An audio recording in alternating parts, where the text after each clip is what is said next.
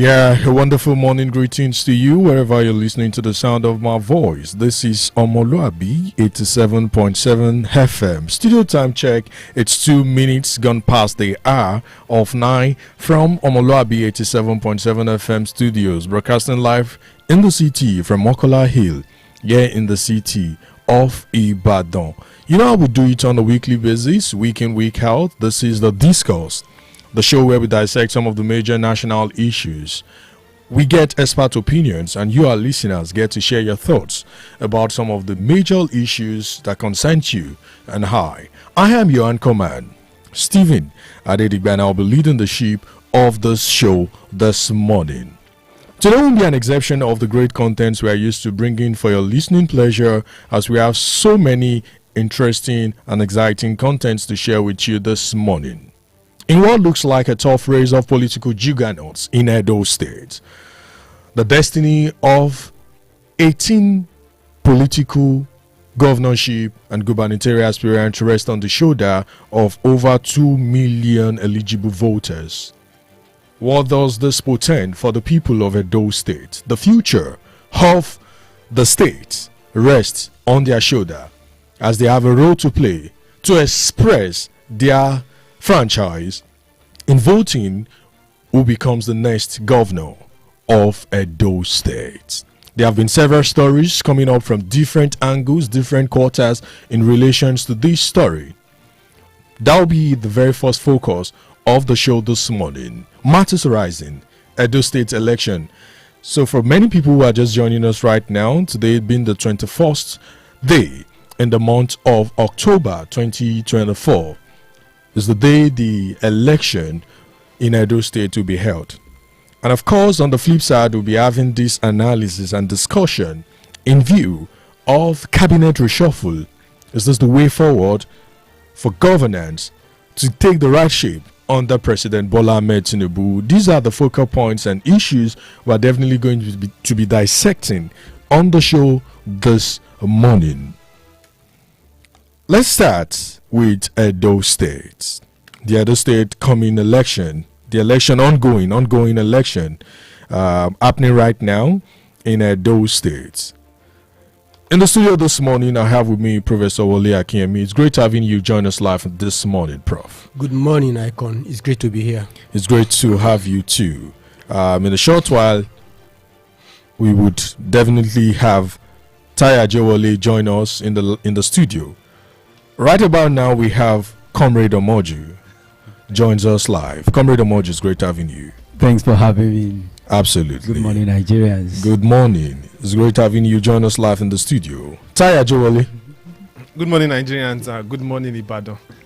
It's a blessed weekend already. It's Edo decides. Edo decides. Absolutely. Let's take it up from here. Edo State election. In what looks like a tough race for political juggernauts, political bigwigs in the country, many people are already saying, what does the future portends for the people of Edo State? 18 political parties set for showdown today. 18 local governments. The total numbers of registered voters is at 2,629,025 registered voters. And about 2.2 million people are eligible to vote this morning. And unregistered people who registered but didn't collect their voters card, 379,245 people. 18 political parties, 18 local governments. And there have been several issues coming up from Edo State as regarding some of these things. Monday Okpebolo, the APC gubernatorial candidate, Aswe Igodalo, the PDP gubernatorial candidate. We also have Olumide Akpata of the Labour Party and others. You know, those are the focal political parties, the PDP, the APC, and the Labour Party. But in a twist, in the course of the week, you know, I would do it on the Discourse. We share some thoughts with you as regarding some of these things that played out in relations to some of the political parties, major stakeholders and actors, what they had to say in this regard. some people in the PDP, as led by Godwin Obaseki, has called on INEC, as led by Mahmoud Yakub, to ensure that the electoral commissioner, the resident electoral commissioner, Anugbum Onua, who happens to be a cousin to Wike, be removed. But this man has come out to say a few things as regarding this, which we want you, our listeners, to also know about. Don't go nowhere. We'll be right back. Let's listen to what the Edo State Resident Electoral Commissioner Anugbum Onua has to say in view of the forthcoming ongoing election in Edo State, after which we want to take the security report from the DIG of Police, Frank Kumba, what he also has to say as regarding some of the security architecture and procedures that have been put in place for the election holding in Edo State today. We'll be right back. That we will conduct election that is free, fair, credible, and all-inclusive. There will be transparency in the system. We have started it right for the distribution of non-sensitive and sensitive material to the local government. We invited all the political parties. I want to challenge any political party. Let them tell me what I have done wrong so far. Let them tell me. It is not enough to accuse you. Does it mean that the minister of FCT will not have relatives? Because they has relatives, all his relatives should be excluded from political appointment? Is it your view that because you are related to the minister, you are no longer a Nigerian, and no longer a Rivers man? Nigeria should grow above this. And that is what is keeping us behind in this country. Nobody talk about competence. Nobody talk about whether the person can do the job. Nobody talk whether the person can have the pressure to withstand the allegation. I am ready. I will not favor any political party. At the end of the day, the people of Edo will have an election that is free from people. And that was Anugbum Onua, the Edo Resident Electoral Commissioner, sharing his sense, his view, in view of the forthcoming or the ongoing election in Edo State. He said, being a cousin to the minister, Nyesom Wike, is not a reason why the People's Democratic Party in the state should call for his resignation or removal as the rec for that state. It all looks like, a game of support.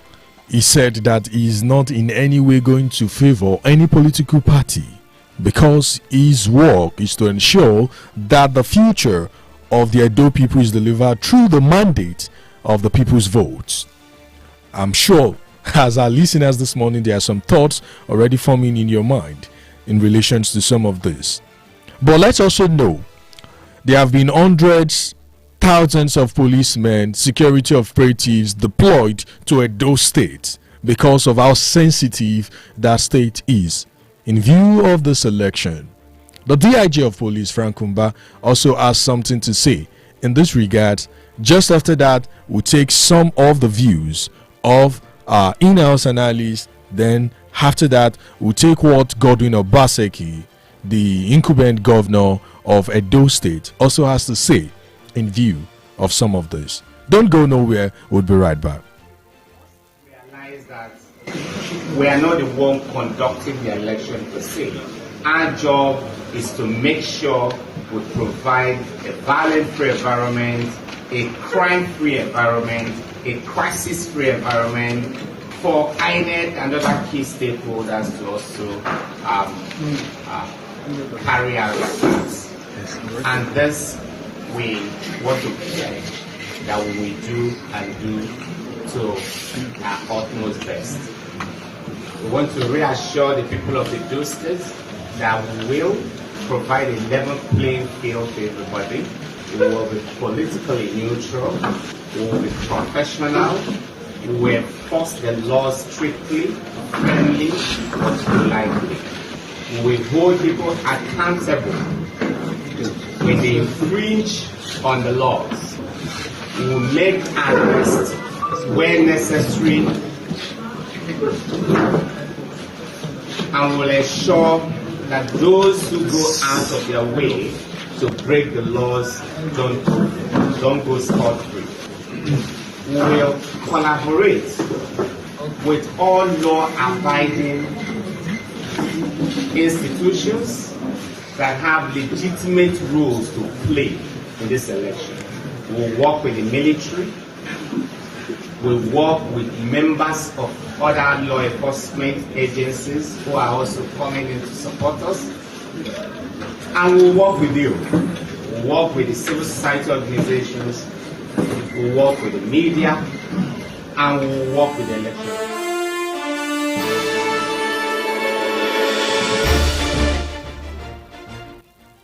In what looks like a twist there, we have the DIG of the Deputy Inspector General of Police, Frank Kumba, saying some things. They're working with other security agencies to ensure that there's free and fair and, of course, credible election in Edo State today. In what looks like the fate of the state rests on the shoulder of the citizens of Edo State. They have to determine what the future definitely looks like. There have been several indications from different quarters that the election would be peaceful. Some also indicated that no, you know how people behave there.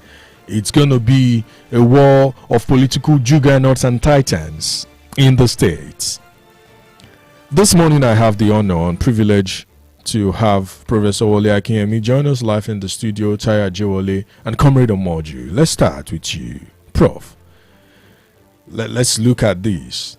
2.2 million registered 2.2 million eligible voters in Edo State to determine the fate of who becomes the next governor of Edo State.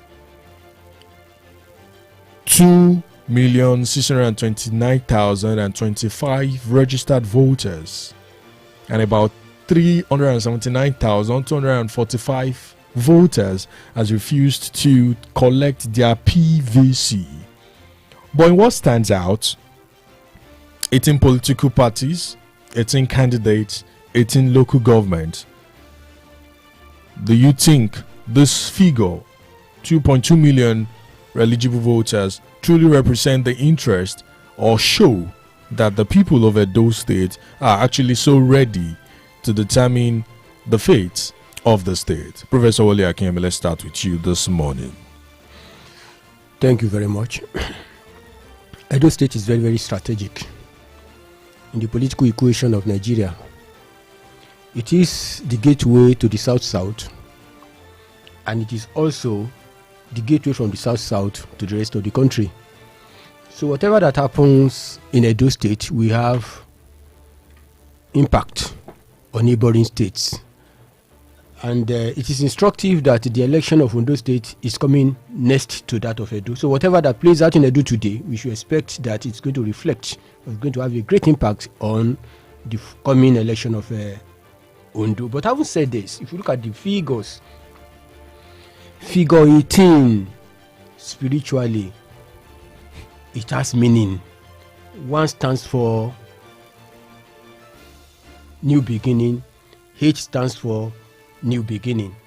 If everything plays out well in Edo State, one should expect that spiritually Edo State should be starting on a new slate politically with whoever that emerges as the governor of Edo State. I believe it's not just mere coincidence. We are talking about 18 local government, 18 candidates. And if you look at the number of people that are registered, you will see that Edo State people are very, very interested in this election. We cannot describe that as voters' apathy in any way. Absolutely. So they are very, very concerned about who becomes their governor. But if you look at all the characters, the political exposed persons that are going to engineer whoever becomes the governor of Edo State, you will see that they have created through their actions who actually will eventually become the governor. Let me make that very clear. For example, there are some people that have sympathy for Shuaib. They are expecting that the former deputy governor of Obaseki will naturally, the baton of leadership will be passed to him, but he has been sidetracked and some lives have even been lost in the process.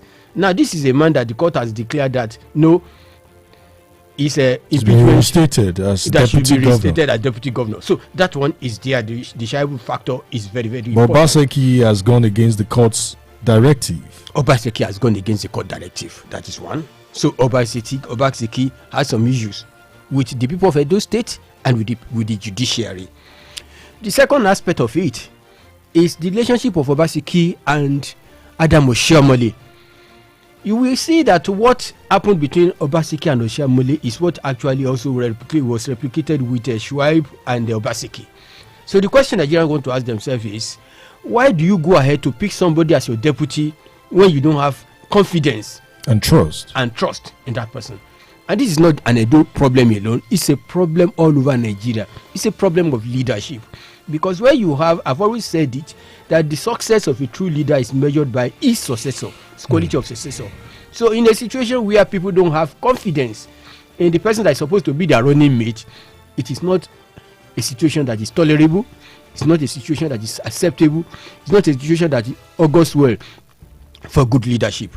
The other tough factor, of course, is the palace factor. In Edo, you can't do it. The Oba of Benin, whoever that is supposed is, it goes a very, very long way. It's because of the Oba's support that for a very, very long time the PDP were the helm of affairs. You recall the Grenadians, you recall the Anenes and the rest of them. All these are the people that held the political structure of Edo State for a very, very long time until it moved to Adam Oshiomhole. So moving to Oshiomhole now changes everything and changes the equation. Whether you like it or not, the federal might is there.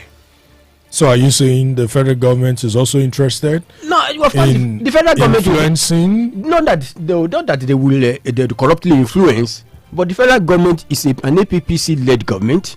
So naturally, if the PDP were also to be at the helm of affairs in Abuja, they will be interested in who occupies the government house in Edo State. And that is the truth. And the federal government does not even have to roll out the Riot Act to the police and all the other security people. They are the people funding these people. They are the people funding the election. They are the people funding INEC. So whether you like it or not, all of these people, because the way we know the way we operate in Nigeria, they will have a sympathy for the federal government. With the current economic situation in the country, Prof? Yes. You think people still care about the APC-led administration? And of course, that could influence the interest of the voters in voting the APC in Edo State.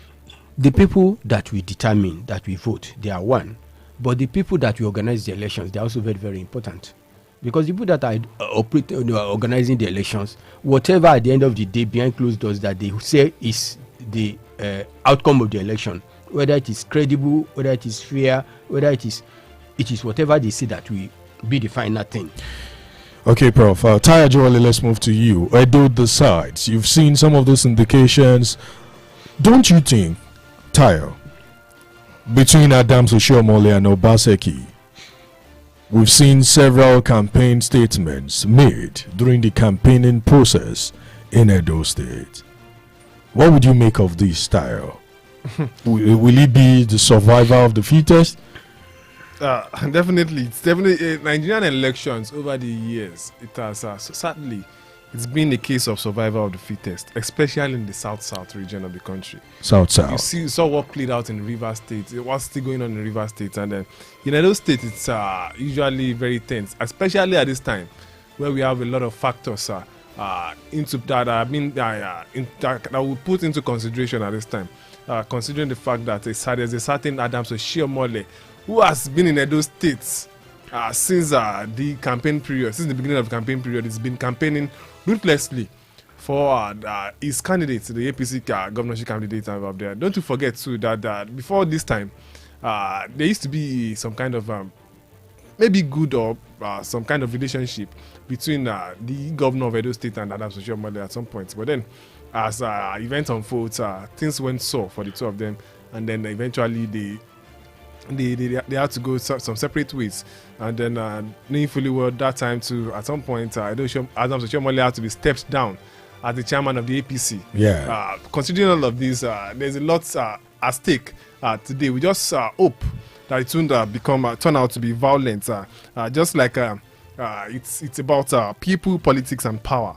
Just like the Guardian put it yesterday as their major headline yesterday. But people, politics, and power, and godfathers. Godfatherism. Exactly. Has a role to play in that too. You have certain Adams Oshiomhole. You have some certain what's it called, Obaseki, as the major factors to determine this election today.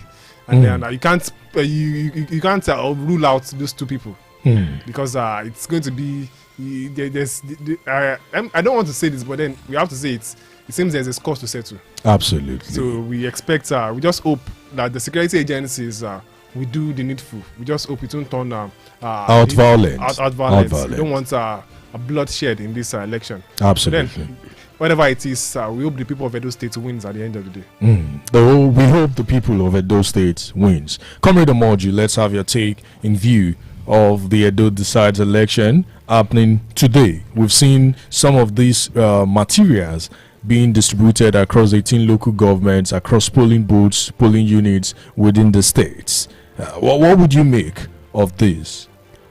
Thank you very much. In my view, let me start with the man who happens to be the resident electoral commissioner of the state. Let me pick it from his statement. He said, okay, does it mean the relative of certain group of people, politicians, bigwigs in politics cannot, occupy certain positions? It's true. There's nothing wrong in that. But Nigerian politics over time, we have seen some of these influences play out. And that is the fear that some group of people have, that why should he, the cousin, and we know what played out in Rivers State in the last general election. Yes. So you don't blame the people for having such fear, that having that kind of a person as the determinant of this election, I mean on paper now, will be maybe destructive. Now, if I were him in a Senate climb, he ought to have been moved, or possibly offer himself to just exit himself. Comrade Omoju, let me ask you. Yeah. When did you think he was posted to Edo State? I don't have that record, actually. It was posted over a year. Over a year before the Edo election. Yes, this could have been envisaged. Envisaged when there was no crisis in No, this could have been envisaged. As at the time it was posted, Yes. the minister of the FCT hasn't become the minister. Minister of the FCT. At that time. Absolutely. We are talking about politics now. And they have their arithmetics. You may not know whether they have the privy to put him there. Okay, Comrade Omoju, In my view. let our listeners also know we've checked the track records of this man. He's someone who has done a whole lot of things in the political space as electoral commissioner in different states. He has done that. He has stood his ground. And this man has come out to say, I'm not interested in any political party. Good. That is not my interest. Yeah. I will do the work as obliged by the Constitution. But for clarity's sake and for transparency's sake, in my view, possibly it could have been, moved to another state, so that even if certain things now, come to play thereafter, people wouldn't say, "Oh, we said it." In my view, now coming to the Edo election itself, I want to say again, I've said it on this platform, and I still want to say again, given the history of politics of this kind in Edo State, the people of Edo State, I respect them a lot. It's like they know their onions. They know where they are heading when it comes to leadership of that state. And we saw that played out between Osumbo and Oshiomhole. But Oshiomhole was probably, more or less an underdog politically at that time. And he contested, and the people supported him. Even though the power that be then, they did what they did, but they went to court, and the court gave him the mandate. Now, talking about Obaseki versus, Oshomole, when, as they often put it here, trailer passed in between them. And Oshomole seemed not to support Obaseki again. But something now came up. The people, despite the federal might and what Oshomole, who felt was the godfather, then did, I remember people came up with a slogan: this is Edo State. This is not Lagos. This place no be Lagos. And you know what that means. Meaning that we cannot be influenced. We cannot be, pushed aside. This is our state. We know where we're heading.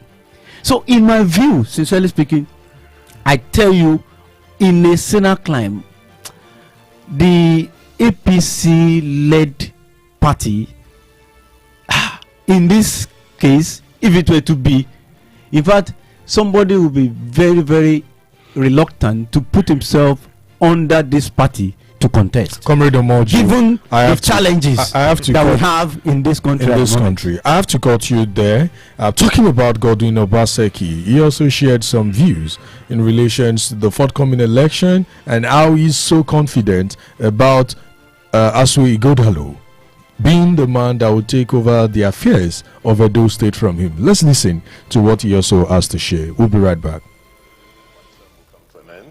November 12th this year. I just said to that, I wasn't expecting to be on the ballot. However, I naturally will have an interest in who succeeds me, particularly because of the amount of work and reforms that we've undertaken in the last 8 years of our politics. So much has happened, so much has changed, so much are still at a nascent stage. And so it's important that the process of guiding Edo to being great again. Asue Igodalo has always been part of the Edo reform agenda since 2016, when we constituted a team to bring in Adams Oshomole and put in place an economic program that saw him through. In 2016, when we decided to come and support the reform agenda, Edo was at its lowest in terms of economic growth, in terms of physical development. Enough of the lamentation.